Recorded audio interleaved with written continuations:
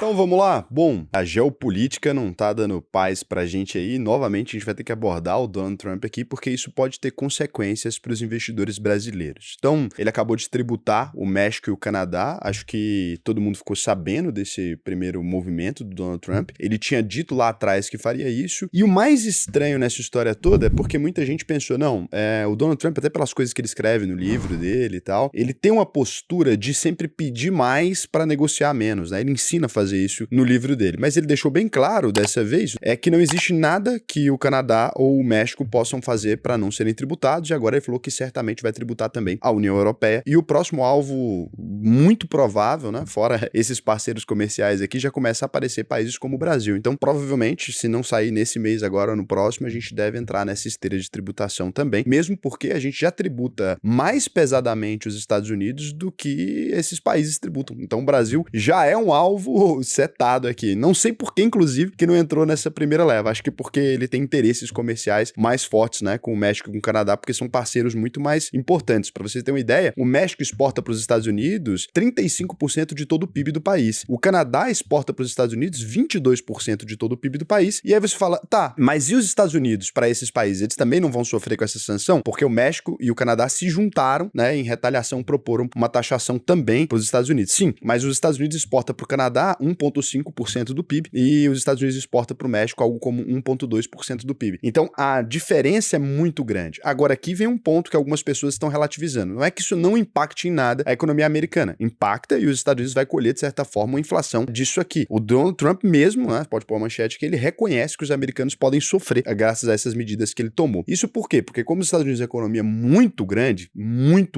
mesmo, e muito rica internamente, essa exportação dos Estados Unidos é menor de fato. Só que se você considera o tamanho do PIB dos Estados Unidos, você vai ver que isso aqui é muito dinheiro. Não é pouco dinheiro, né? Porque a economia americana é tipo 13 vezes maior que a economia do Canadá. Não? O Canadá é um país rico, mas a diferença do tamanho dessas economias é colossal. E aqui tem uma outra coisa grave que as pessoas não estão analisando quando vão defender a medida do Trump de maneira irracional ali, que é o seguinte: os Estados Unidos, ele importa, no geral, muita matéria-prima para a indústria americana. Então, quando você importa matéria-prima e exporta produtos ali de maior valor agregado, por mais que os Estados Unidos talvez, você pode dizer, ele não precisa desse produto externo, talvez você pode dizer que ele não precisa de produtos eletrônicos, etc. Ele poderia até ter uma indústria nacional que produz, o que não é bem verdade, mas não é isso que eles estão importando do México. Eles estão importando comida, eles estão importando diversos insumos para industrializar. Então, os Estados Unidos passam a ter, né, um custo de matéria-prima mais caro, que vai passar a ter um produto final mais caro. Então, só para vocês entenderem isso, né? Tributar o café brasileiro, por exemplo, para uma empresa, vamos supor, na Suíça ou algum outro lugar que produz aquelas cápsulas, ele vai estar, se ele aumenta o tributo em cima do produto, ele vai estar aumentando o tributo em cima da cápsula de café final. Então, ele está importando um produto que é utilizado pela indústria, que pode ser exportado depois para outros países e que geram benefício para os Estados Unidos, entende? Então, o maior valor agregado, o Brasil não está sendo o país que mais ganha quando alguém importa grão de café brasileiro ou quando alguém importa cacau brasileiro, por exemplo, e produz chocolate e volta pra gente. Se você aumenta esse tributo, você está aumentando o preço da competitividade da sua indústria em território internacional. Então não é simples essa consequência que o Donald Trump está comprando aqui, e eu duvido que alguém consiga calcular isso exatamente. É claro que o Donald Trump, não sendo estúpido, é óbvio que ele tem um plano aqui, né? Mas eu vou deixar com vocês um relato antigo de quando os Estados Unidos já fez isso. Não é a primeira vez que ele faz isso, e a gente tem um histórico de quando os Estados Unidos fez isso. Eu ia pegar uma fonte um pouco mais segura para vocês, mas acho que aqui o bom e velho Wikipedia, ele vai ajudar a gente, né? Então aqui tá um print, olha só. Olha essa explicação, que hoje em dia é considerada a explicação mais aceita, tá? Eu peguei do Wikipedia, mas você pode pegar em qualquer outro lugar. Então, a lei tarifária de 1930, comumente conhecida como tarifa Smoot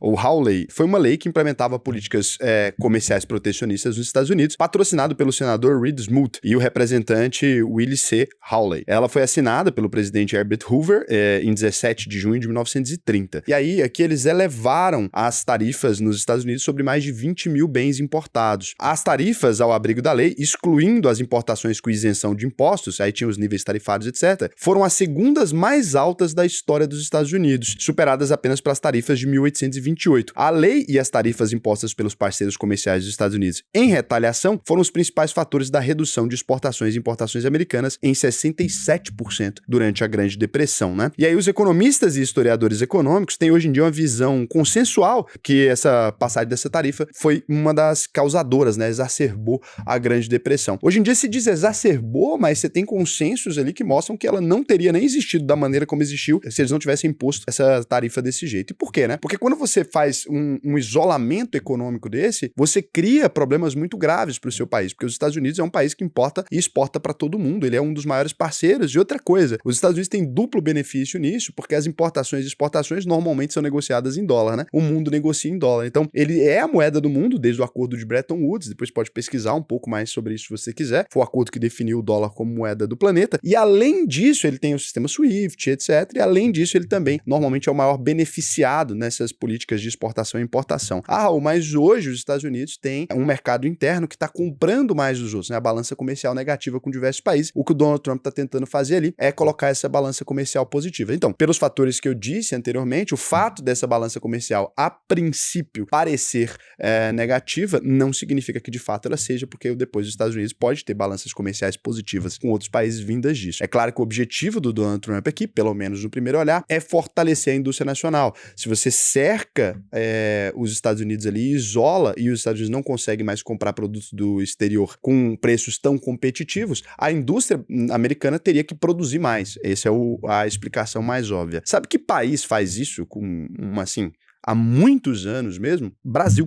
É um país que historicamente sempre cobrou impostos muito altos de produtos internacionais para a gente desenvolver a indústria nacional. Eu não sei você, mas eu não me lembro da última vez que eu utilizei um celular ou um computador produzido no Brasil. E olha que a gente tem leis protecionistas que aumentam o preço desses produtos muito. Raul, mas os Estados Unidos não é o Brasil. Os Estados Unidos têm uma ampla fabricação de produtos tecnológicos em território nacional e essas indústrias podem facilmente absorver esse impacto, né, e começar a produzir lá. Bom, se você usa produtos de marcas americanas aí, né, eu te convido a virar o verso deles aí e ver onde realmente está essa indústria hoje. Então, o que os Estados Unidos está semeando aqui, muito provavelmente, é uma inflação própria. Vai contra o que todos os economistas liberais, né, Hayek, Mises ou qualquer outro economista liberal que você quiser, vai contra tudo que eles escreveram e vai muito mais de encontro àquilo que o Donald Trump sempre criticou, que foi a interferência do Estado protecionista na economia. Agora, é uma escolha perigosa, né? Os Estados Unidos não é o Brasil, não acho que vão sofrer as mesmas consequências que o nosso país sofreu. É óbvio que a gente sempre foi um país muito menor, a gente é um país muito mais pobre, um país do sul global, como se diz, né? Um país em desenvolvimento, mas algum tipo de consequência vai vir disso aqui. Acredito que o próprio Donald Trump sabe que é do sofrimento, ele mesmo disse, né? Acredito que ele está lutando muito mais para impedir o crescimento da China, só que se isolando, eu não sei, eu não tenho competência para fazer uma avaliação técnica nesse nível. Se alguém tiver, né, esse nível de competência de geopolítica, eu acredito que ele favoreceu a China imensamente. É porque quando você faz isso caçando rolo com todo mundo, se você acua as pessoas, né, com essa ideia de eu sou mais forte e tal,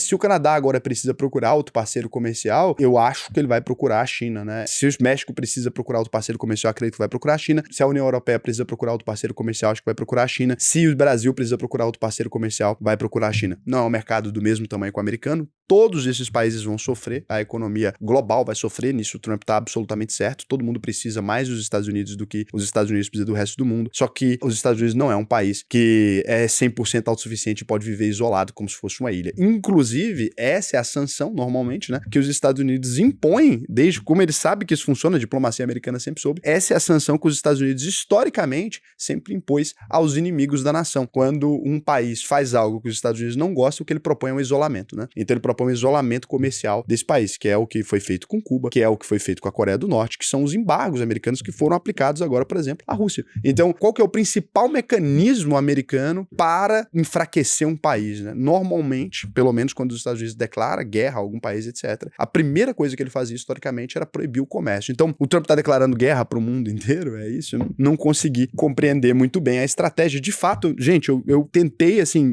de todas as formas, estudar estrategicamente o que o Donald Trump está fazendo, ouvir a opinião de diversos especialistas, mesmo os que concordam com ele, e as pessoas que estão ali defendendo essa medida, elas não conseguem explicar muito bem de onde vai vir esse bônus, né, por fazer esse tipo de coisa. Então, a não ser que ele esteja fazendo uma medida só educativa, vamos ver quem sangra primeiro, porque pode ser, né? Então, eu aplico uma medida e a gente começa a sangrar, e daí eu sento na mesa para negociar, algo como um tiro de alerta, né? Eu te dou um tiro no joelho e falo, pô, tá doendo? Imagina quando acertar na cabeça, né? Então, eu acho que é mais ou menos isso. E se for isso, ele deve abrir para negociação em breve. Então, talvez mais um susto no mundo, mostrar quem manda, algum tipo de coisa desse gênero, e espero que ele saiba o tempo de parar de fazer isso, porque pressionar demais às vezes não é a solução, mas então, Brasil, claramente, como você viu aqui, né? Ou nós seremos os imaculados, ou talvez esse vídeo já envelheceu mal porque ele já falou alguma coisa, né? Mas eu acredito que o próximo movimento aqui do Donald Trump é tributar o Brasil. Quais são os impactos, né? Hoje em dia, os Estados Unidos é nosso segundo maior parceiro comercial. A gente exporta boa parte dos nossos produtos alimentícios para lá, e não só, né? Até aeronaves, etc. E, de fato, se você analisar as tarifas que o Brasil impõe aos Estados Unidos e as tarifas que os Estados Unidos impõem ao Brasil, existe aí uma disparidade, né? Existe realmente, o Brasil está tributando muito mais, não só produtos americanos como produtos chineses, etc., por conta exatamente desse planejamento que o Donald Trump está tentando seguir, que é um planejamento nosso. Eu acredito que se o Donald Trump tributar, o presidente Lula falou em uma retaliação, talvez tributando também os Estados Unidos.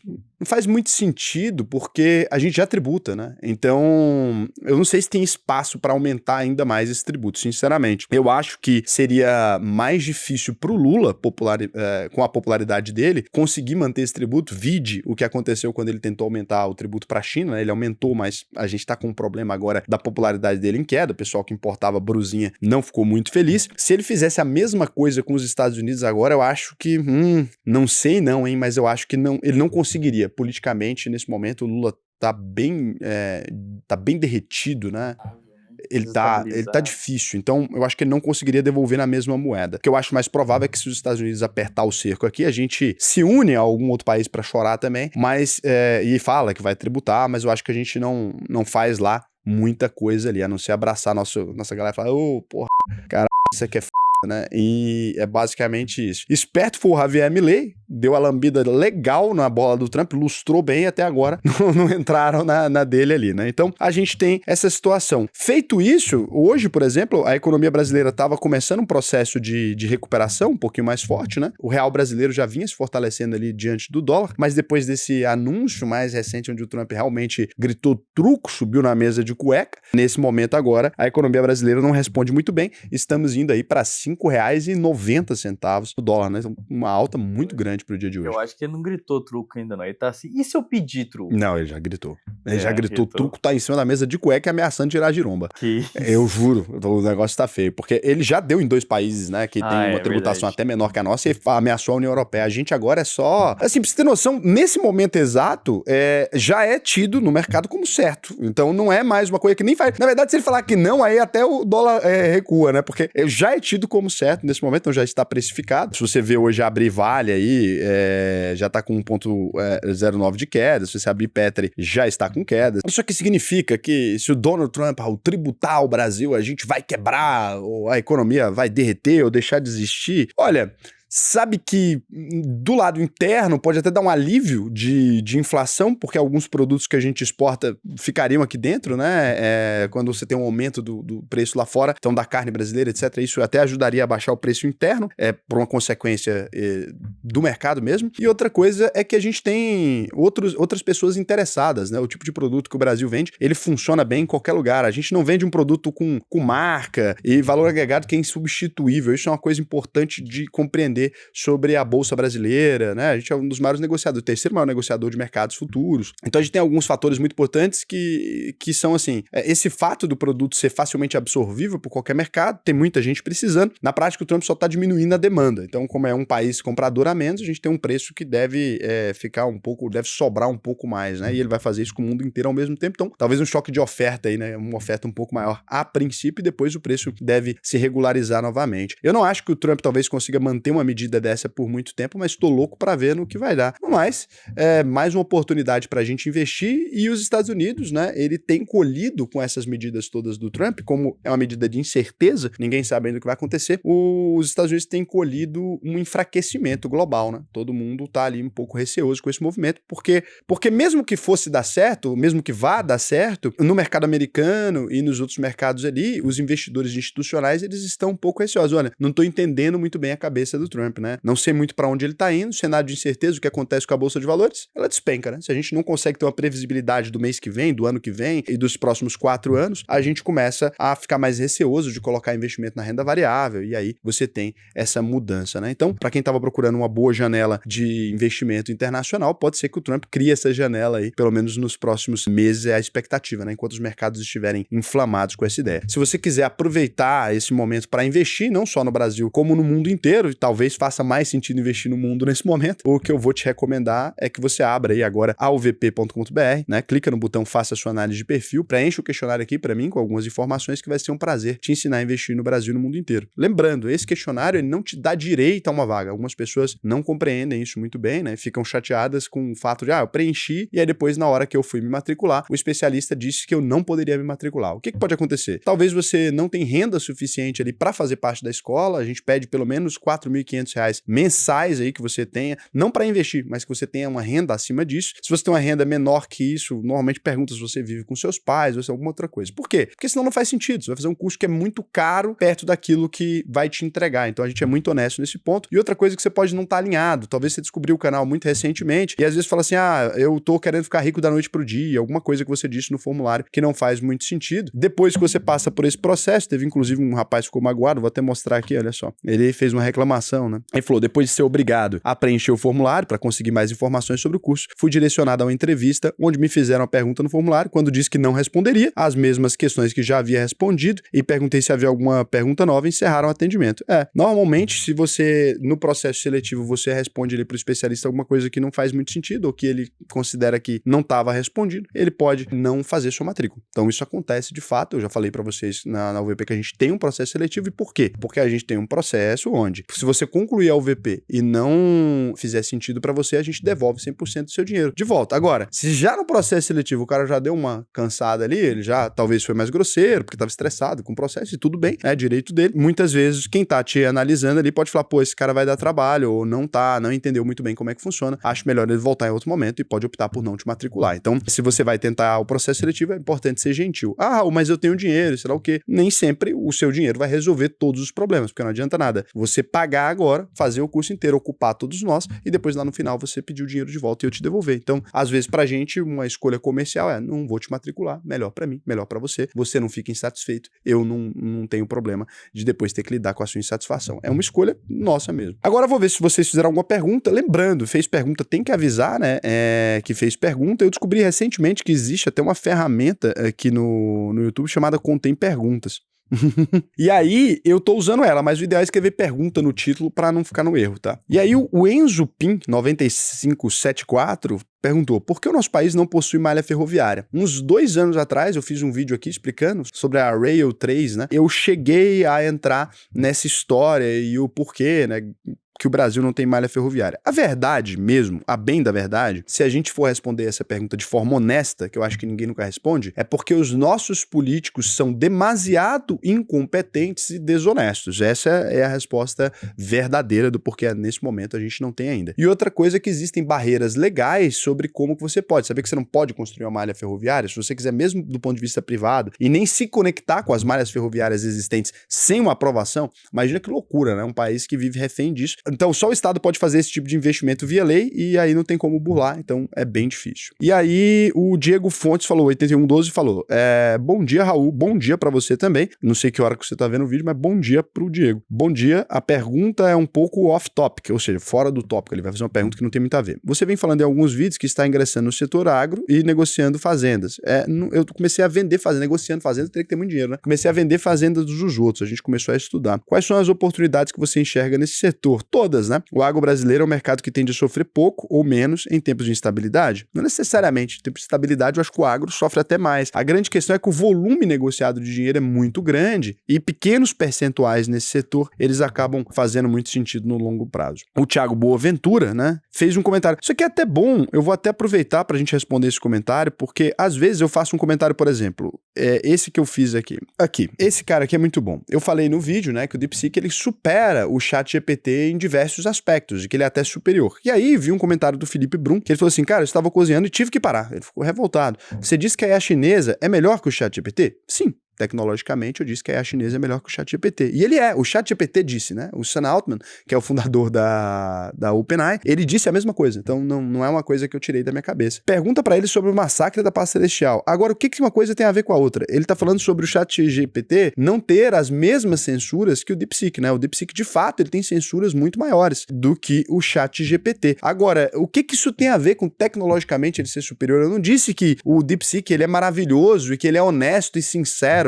e o ChatGPT é mentiroso. Eu disse que tecnologicamente é superior. Não tem nenhum problema com isso, né? Pede pra ele afirmar que o Taiwan é um país independente. Aí ele falou, você é uma fraude. Eu não disse que ele faz essas coisas. Eu não disse que ele diria que é maravilhoso. Eu não disse que a China tem paz no mundo. Inclusive, você fala num vídeo que tem censura. Eu falo, é isso que eu não entendi. Eu não entendi o que tem a ver uma coisa com a outra. Uma coisa é assim, ó, eu posso concordar que a Rússia, por exemplo, né, durante o período militar, produziu a AK-47, que é uma arma excelente, né?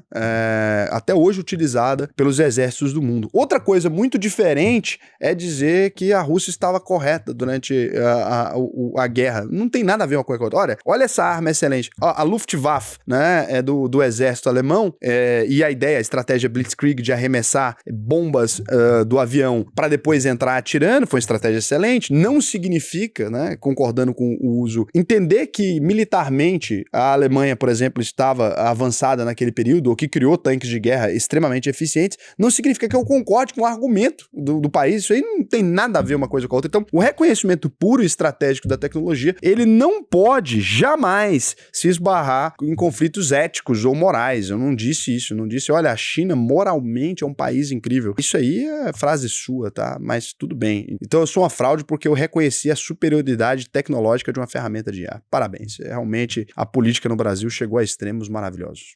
Um beijo pra você.